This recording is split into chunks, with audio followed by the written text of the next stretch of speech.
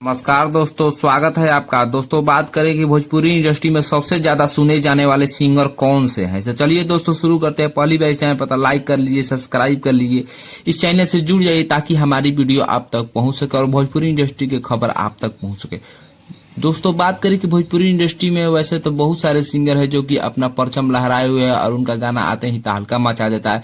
लेकिन बात करें दोस्तों भोजपुरी इंडस्ट्री में वैसे सिंगर जो कि सबसे ज्यादा सुने जाने वाले हैं और उनका फैन बेस बहुत ज्यादा है, तो चलिए दोस्तों बताते हैं आपको। दोस्तों बात करें कि भोजपुरी इंडस्ट्री में वैसे दो सिंगर है। जी हाँ दोस्तों, दो सिंगर जो कि अपना परचम लहराए हुए भोजपुरी इंडस्ट्री में और तहलका मचा कर रख दिए हैं।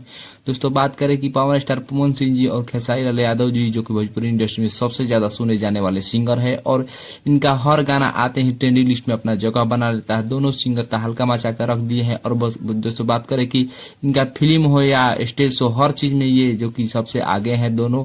बात करो दोस्तों इनका फैन बेस भी बहुत ज्यादा है। दोनों ही बहुत बड़े सुपरस्टार है भोजपुरी इंडस्ट्री के, जो कि इनका गाना हो या फिल्म जो कि पब्लिक को बहुत भाता है। और ये दोनों जो कि जब भी गाना लाते हैं तो ट्रेंडिंग लिस्ट में अपना जगह बनाते हैं। तो दोस्तों आपको कौन से सिंगर सबसे अच्छे लगते हैं कमेंट करके बताएं और आप किसके फैन हैं कमेंट करके बताएं और वीडियो को ज्यादा से ज्यादा शेयर करें।